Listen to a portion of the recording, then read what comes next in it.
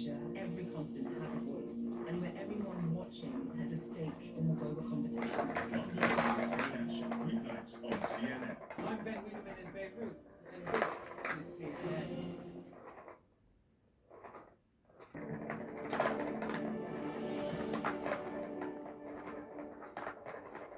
Hello and welcome. I'm Linda Kincaid at the CNN Center. We begin with the dangerous and difficult effort to rescue survivors from the wreckage of a Ukrainian theater. As many as 1,300 people were taking shelter there when a bomb flattened the building. Four regional officers says about 130 people have been pulled out alive in Mariupol, but there's no official rescue effort because constant Russian bombardment has caused city services to collapse. Residents are clearing away the rubble themselves despite fearing further attacks. Ukrainian leaders have called it a war crime. Satellite images, as you can see there up close, show the word children was clearly written in Russian outside that theater before it was attacked. The United Nations is focusing on the dire humanitarian situation in Ukraine today. The Security Council meeting is just now getting underway.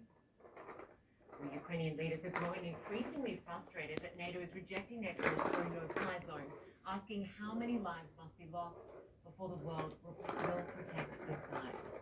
One parliament member tells CNN that no effort should be spared to stop Russia's war on Ukraine. I think that Putin has crossed all the red lines possible. We have over 100 children dead already, sizable civilians killed in indiscriminate precision fire of civilians. I think this is the 1938 or the 1939 moments when Hitler invaded Czechoslovakia or Poland. Well, communities across Ukraine are coming under fire, but perhaps nowhere is the devastation worse than in Mariupol.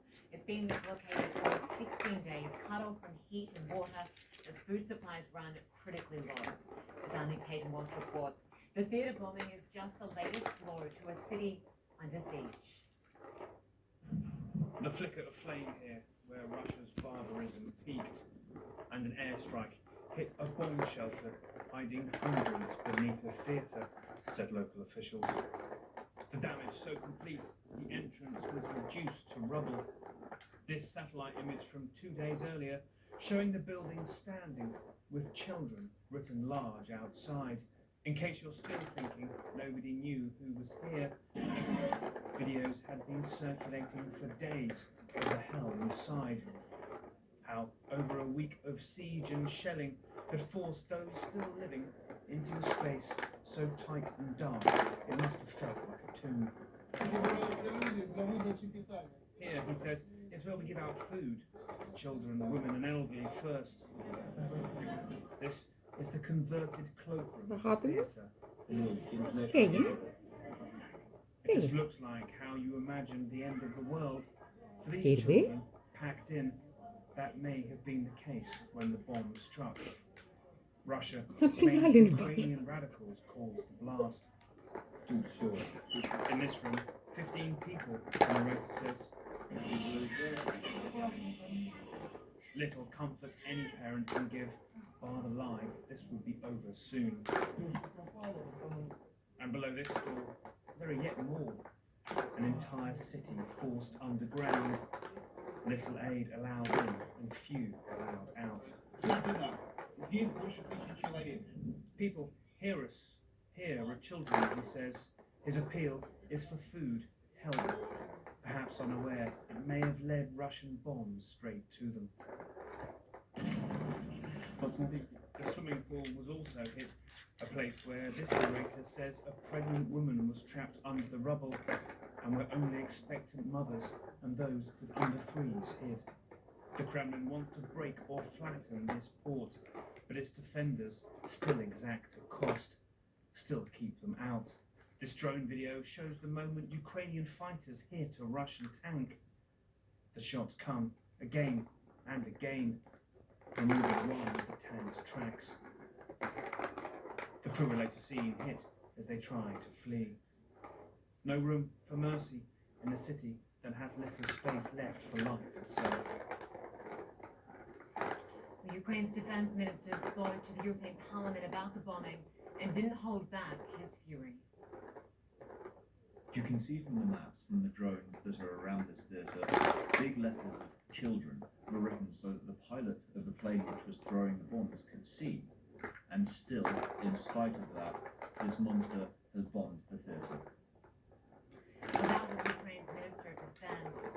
Andriy Zagorodnik, one of his predecessors, joins me now. Good to have you with us.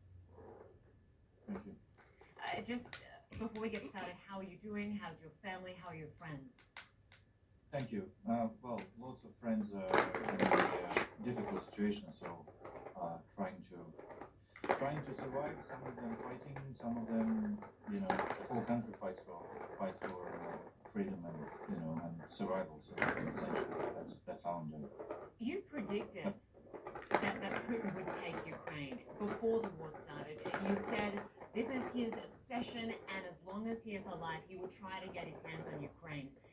Despite the fact that we heard Russia continually denying plans to invade, we now see this fully fledged war, widespread attacks across your country. What do you think will stop Putin? Well, unless he's arrested for war crimes, and essentially what may stop him is just running out of the resources, because he is crossed, as somebody already in this said, he crossed all imaginable guidelines.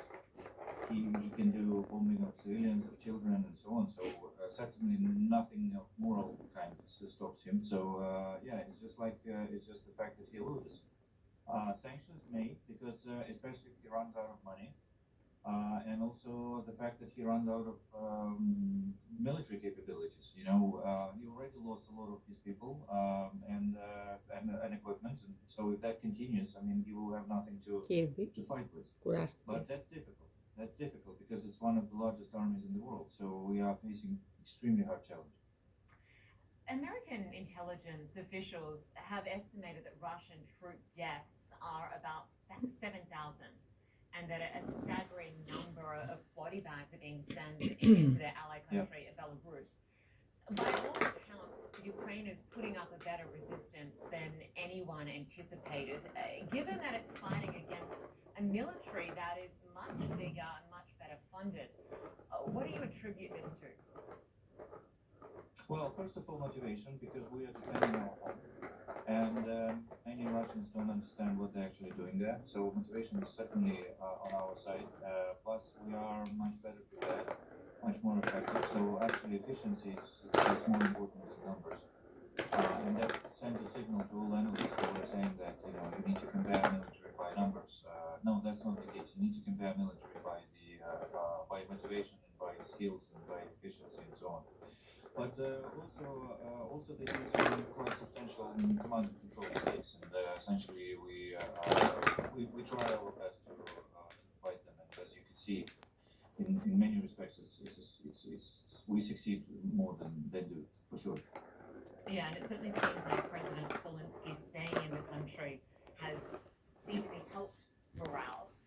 He, of course, is, Do you want to respond to your view of how people see him in the country? Because he obviously has spoken to parliaments around the world in the past few days. He has an absolute support of people, higher than ever before, and people admire his courage and his vision. We certainly don't have any other choice but to fight. We certainly don't have any other choice but to fight for defend ourselves, because Putin decided that a country like Ukraine shouldn't exist anymore. And that is in 21st century in Europe. Just somebody decides and sends hundreds of thousands of troops to our country just to kill our people. So President demonstrates a huge resolution and courage himself, and obviously he inspires lots of people around, pretty much everybody. I'd love to keep talking to you. We'll have to leave it there for now, but hopefully we'll get you back on the program. Former Ukrainian Defense Minister Andriy Zagorodnik, thanks so much for your time. Thank you. Thank you. Well, Russia's advance into Ukrainian territory has slowed to a crawl. The British Ministry of Defense says that Russian forces are making little progress in their push forward while taking heavy casualties from Ukrainian counterattacks. Alfred Clayton has been watching the military action and joins us now live from Lviv, Ukraine. Good to have you with us, Fred. So 3 weeks into this war, the British Defense Ministry says that the Russian invasion has essentially stalled. Yeah, they certainly certainly are saying that. That certainly does seem to be the case. I think one of the most interesting facts that we have in this conflict is that we are now, of course, 3 weeks into the war that was launched by Russia, and the Russians still haven't managed to take a single large city, single major population center here inside this country, even though, of course, several are under horrible sieges, like, for instance, Mariupol, Chernihiv as well. And that, in part, is due to the fact that the Ukrainians obviously have tactics and strategy that seems to be working in part. That's also due to some of the weapons that they're getting from the U.S. and its allies. And it's also, of course, the way they are employing those weapons. So here's what we found out. This is how Ukraine's army is halting Russia's advance, using anti-aircraft weapons like the U.S.-made Stinger against low-flying helicopters. Now, answering Ukrainian President Volodymyr Zelensky's plea, the U.S. says longer-range anti-aircraft missiles are arriving in Ukraine, including the powerful S-300. You know what kind of defense systems we need, S-300s and other similar systems.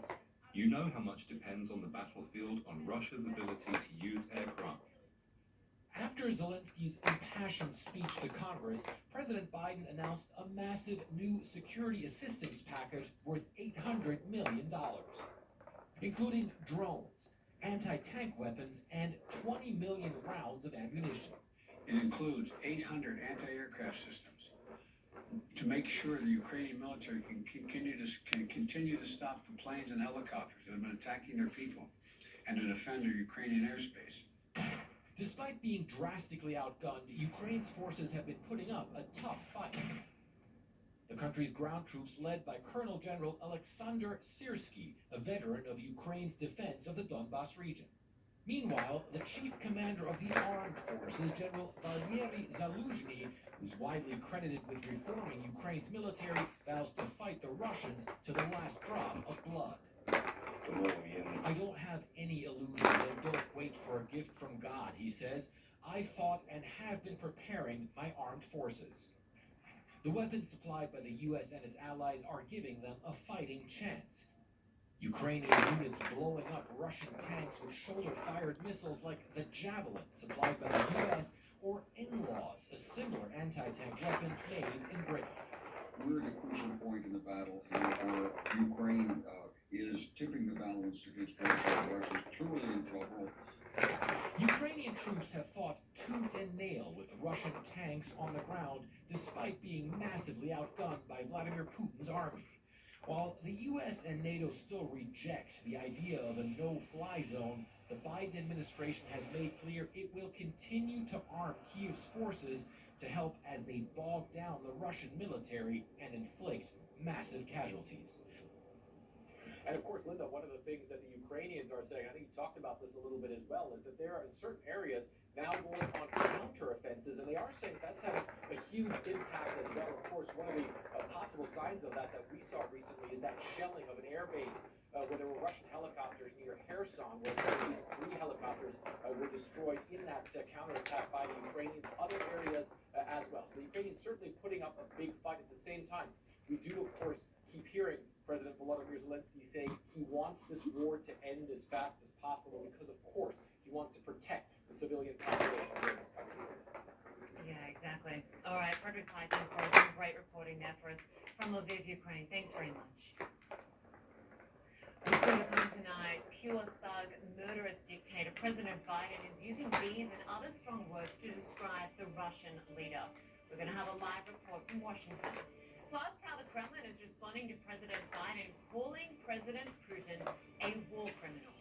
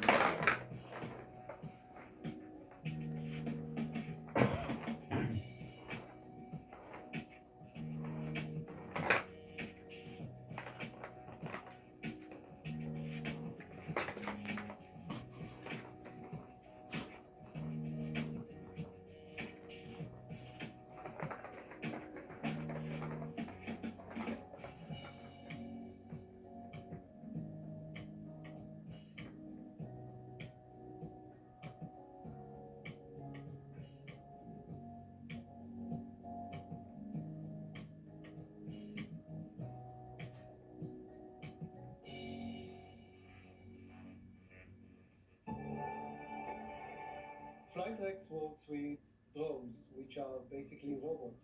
You don't have to pay salaries to robots.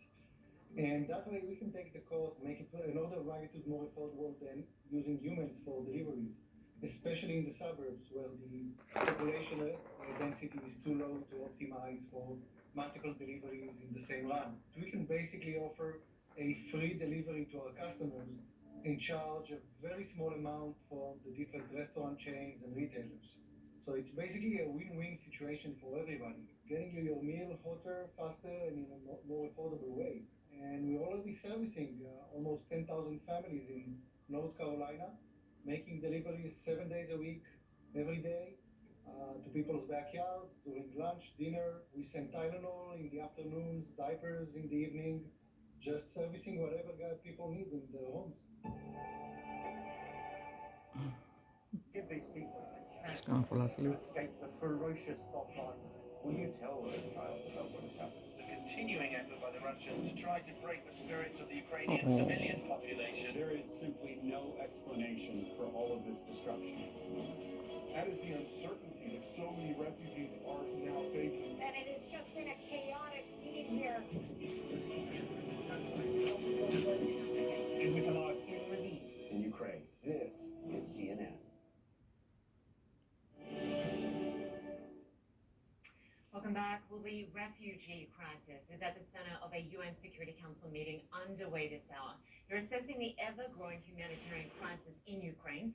Right now, the Assistant High Commissioner for Refugees Operations is addressing the council. More than 3 million Ukrainians have fled so far to neighboring countries in just the last few weeks. Well, U.S. Secretary of State Antony Blinken says he views Russia's actions in Ukraine as war crimes. His remarks coming a day after the U.S. president called Vladimir Putin a war criminal for the first time. Yesterday, President Biden said that, in his opinion, war crimes have been committed in Ukraine. Personally, I agree. Intentionally targeting civilians is a war crime. After all the destruction of the past 3 weeks, I find it difficult to conclude that the Russians are doing otherwise. President Biden is using those choice words again today, calling Mr. Putin pure thug and a murderous dictator. Well, CNN's Carly Outwood is monitoring all the developments and joins us now from Washington, D.C. Good to see you, Carly. We just heard there from the U.S. Secretary of State Antony Blinken.